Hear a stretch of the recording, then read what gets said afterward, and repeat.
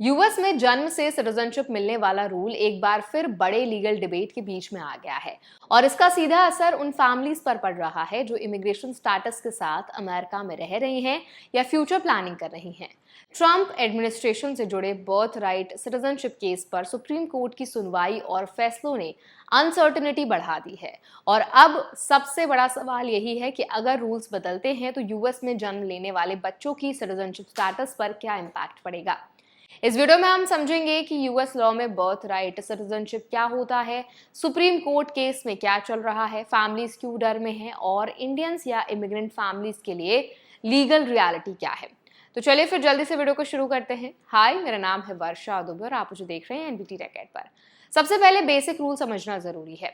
US में 14th amendment के तहत लंबे समय से ये प्रिंसिपल रहा है कि अगर कोई बच्चा यूएस टेरिटरी में जन्म लेता है तो उसे ऑटोमेटिकली यूएस सिटीजनशिप मिलती है। इसी रूल को बर्थ राइट सिटीजनशिप कहा जाता है, लेकिन अब कुछ लीगल चैलेंजेस में ये आर्गुमेंट उठाया जा रहा है कि इस इंटरप्रिटेशन को चेंज या रेस्ट्रिक्ट किया जाए, खासकर इलीगल इमिग्रेशन कॉन्टेक्स्ट में।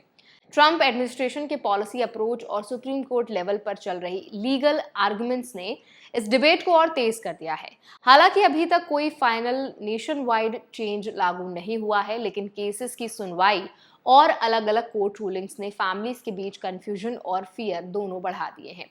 फैमिलीज इसीलिए चिंता में है क्योंकि अगर फ्यूचर में इंटरप्रिटेशन बदलता है तो यूएस में जन्म लेने वाले बच्चे की सिटीजनशिप ऑटोमेटिक नहीं मानी जाएगी और उन्हें अलग लीगल प्रोसेस से गुजरना पड़ सकता है। यह अनसर्टेनिटी खासकर इमिग्रेंट कम्युनिटीज के लिए बहुत बड़ा इशू है क्योंकि कई लोग लॉन्ग टर्म प्लानिंग इसी अजम्पशन पर करते हैं कि US birth equals US citizenship. Legal perspective से देखें तो यूएस सुप्रीम कोर्ट का रोल ये तय करना है कि कॉन्स्टिट्यूशन में दिया गया 14th अमेंडमेंट कैसे इंटरप्रेट किया जाएगा। अगर कोर्ट किसी भी केस में नैरो इंटरप्रिटेशन अपनाता है तो ये पॉलिसी लेवल पर बड़ा शिफ्ट ला सकता है, लेकिन अभी तक करंट लॉ वही है कि यूएस सॉइल पर जन्म लेने वाले बच्चों को सिटीजनशिप मिलती है और इसे बदलने के लिए बहुत स्ट्रॉन्ग लीगल प्रोसेस और कॉन्स्टिट्यूशनल इंटरप्रिटेशन की जरूरत होगी। अब सबसे इंपॉर्टेंट सवाल आता है कि इंडियन फैमिलीज या इमिग्रेंट पेरेंट्स को क्या समझना चाहिए। सबसे पहले क्लियर है कि अभी कोई इमीडिएट चेंज लागू नहीं हुआ है। यूएस सिटीजनशिप लॉ अभी भी सेम फ्रेमवर्क पर काम कर रहा है, लेकिन लीगल एक्सपर्ट्स कहते हैं कि इमिग्रेशन पॉलिसी में अनसर्टेनिटी बढ़ रही है, इसलिए फैमिलीज को लीगल डॉक्यूमेंटेशन और वीजा स्टेटस पर ज्यादा ध्यान देना होगा।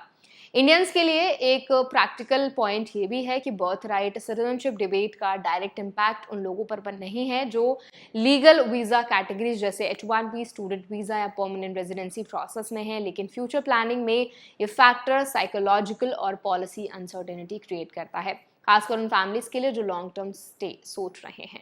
एक और इम्पॉर्टेंट लीगल रियलिटी ये है कि यूएस सुप्रीम कोर्ट का कोई भी फाइनल रूलिंग पूरे देश में लागू होता है, लेकिन उस तक पहुंचने में समय लगता है और बीच में लोअर कोर्ट्स के इंटरप्रिटेशंस भी चलते रहते हैं।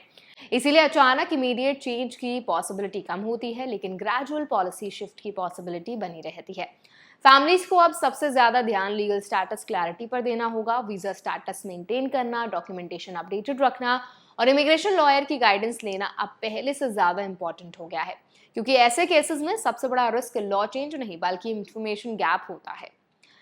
इंडियंस और अदर इमिग्रेंट कम्युनिटीज के लिए ये सिचुएशन एक रिमाइंडर है कि यूएस इमिग्रेशन सिस्टम बहुत डायनेमिक है और पॉलिसीज पॉलिटिकल और जुडिशियल दोनों लेवल पर चेंज हो सकती हैं। इसीलिए लॉन्ग टर्म डिसीजंस हमेशा अपडेटेड लीगल इंफॉर्मेशन के बेसिस पर लेने चाहिए, अजम्पशंस पर नहीं। तो कुल मिलाकर बर्थ राइट सिटीजनशिप पर चल रहा डिबेट अभी कंक्लूजन पर नहीं पहुंचा है, लेकिन ये जरूर दिखा रहा है कि यूएस इमिग्रेशन लैंडस्केप में अनसर्टेनिटी बढ़ रही है और इसी वजह से फैमिलीज लगातार ये समझने की कोशिश कर रही हैं कि आने वाले समय में रूल्स किस दिशा में जा सकते हैं। तो अब इस पूरे अपडेट पर आप क्या राय रखते हैं, आपका क्या ओपिनियन है, कमेंट्स में जरूर बताएं। ऐसे और वीडियोस के लिए हमारे चैनल एनबीटी टेक को भी जरूर सब्सक्राइब करें।